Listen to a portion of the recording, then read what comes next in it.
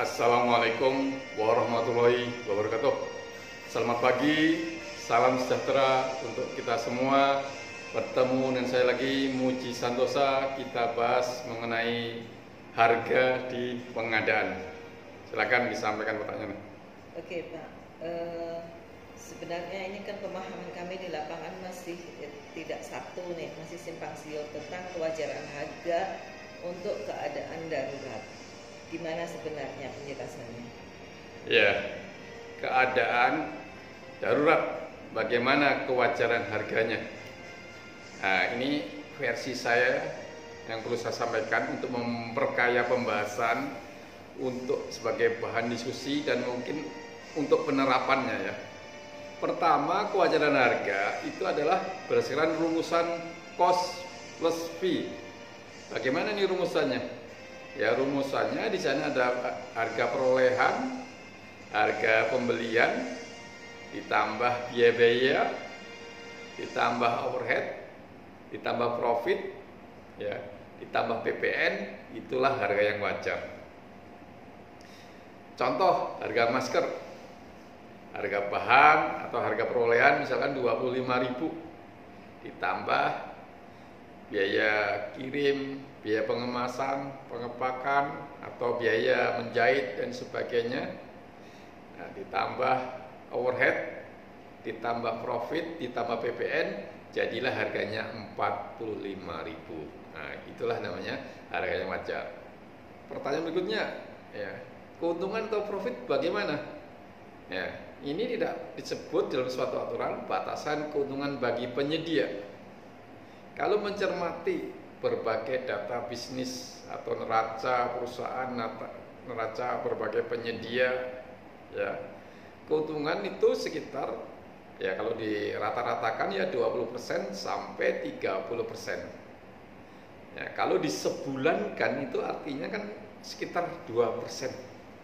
Jadi kalau kita biasa menaruh 10% untuk transaksi pengadaan, ya, bahkan kalau sekarang terdapat masker atau APD yang hanya mungkin 2 minggu atau sebulan saja, ya sudah, ya besar itu untungnya, sudah besar itu untungnya. Nah, itu silakan kalau dipakai 10% dan sebagainya sebagai biasa yang proses yang kita lakukan ya. Yang kedua, pendekatan dengan pasar itu yang wajar kenapa apa? Apple to apple, yaitu kita membandingkan harga produk yang sejenis yang kita beli, yang kita pesan, dengan barang atau produk lain dalam situasi yang sama, ya, waktunya, volumenya dan sebagainya. Ya, ini memang agak sulit dengan seperti itu ya. Ya, pendekatannya aja lah gini misalkan, penyedia menjual masker, harganya 125.000 satu kotak, maka penyedia harus bisa menunjukkan data bahwa pada situasi yang sama harganya sekitar 120.000 misalkan ya, sampai 140.000 gitu ya.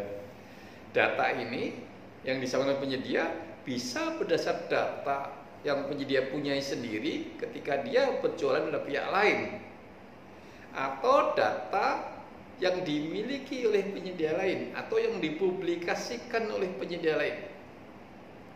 Ketiga, ya mungkin ada rumusan lain, bagaimana kalau penyedianya hanya satu dan sebagainya lah.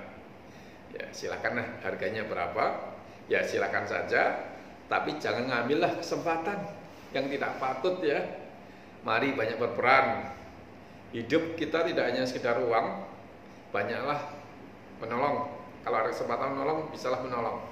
Bisa jadi nanti yang tertolong adalah kerabat kita sendiri, atau mungkin malah kita sendiri gitu ya. Oke, bisa dilanjut pertanyaannya? Oke, intinya yang saya ambil kesimpulannya bahwa penyedia harus mempersiapkan bukti, bisa dalam bentuk cost plus fee atau apple to apple. Nah, jika suatu saat nanti dinilai ada kemahalan, maka siapa yang harus mengembalikan, PPK atau penyedia? Ya, jadi rumusan kewajaran harga tadi bisa cost plus fee, bisa apple to apple, atau bisa rumusan yang lain lah ya. namun semuanya tanggung jawab harga ada di penyedia. Ya, tanggung jawab kewajaran harga ada di penyedia. Bila nanti diaudit ternyata dinilai kemahalan, ya maka diminta kepada penyedia untuk mengembalikan ke kas daerah kalau APBD, kas negara kalau APBN. Ya, intinya dengan kemahalan harga tadi bukan suatu perbuatan tindak pidana korupsi sepanjang tidak ada kickbacknya. Jadi dalam keadaan darurat yang taruhannya nyawa, ya harus segera bertindak. Ya, asal tidak mengambil kesempatan dengan adanya kickback atau aliran dana atau aliran fee gitu ya. Oke, lanjut. Nah, audit itu sebaiknya kapan dilakukan? Audit ini dilakukan bersifat post audit. Namun dalam hal APIP ya mau mendampingi sejak awal ya boleh aja. Ya, tapi jangan sampai menghambat proses-proses untuk percepatan pengadaannya, ya, mengawal para pihaknya agar tidak menyimpang dan sebagainya. Ya, post auditnya nanti dilakukan dengan namanya post audit ketika ya sudah dibayar, gitu. Nah, kalau data kewajaran harga itu kapan disampaikan?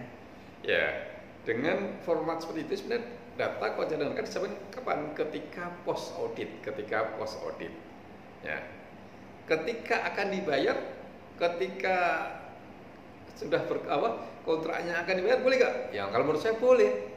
Menurut saya ini yang paling bagus. Ya, sehingga kalau nanti ada auditor atau ketika ada audit, kita tidak perlu cari-cari lagi penyedianya untuk penyedia agar melengkapi datanya karena datanya sudah ada. Bagaimana ketika saat memesan dulu? Ya, ketika memesan, ya dia juga menyampaikan data harga, ya silakan saja. Data harga boleh juga disampaikan ketika sepakat, ketika deal memesan. Ya, tapi ketika awal-awal memesan itu tadi karena gini taruhannya adalah nyawa, sebenarnya yang utama barang segera dikirim. Tentang harga bisa mensul. Ya, penyedia akan diberi harga yang wajar, keuntungan yang wajar gitu ya. Oke. Oke, pesan Anda untuk ini gimana Pak? Ya, ketika keadaan darurat ya, tolong ya, ini ada kemudahan pengadaan.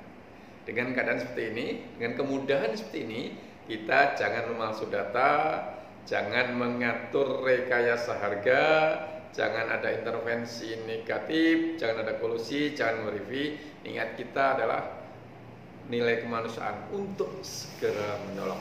Semoga yang saya sampaikan banyak membantu kita, ya memberi keyakinan yang cukup dalam pelaksanaan pengadaan dan tidak ada penyimpangan perbuatan korupsi. Demikian, semoga bermanfaat. Salam pengadaan.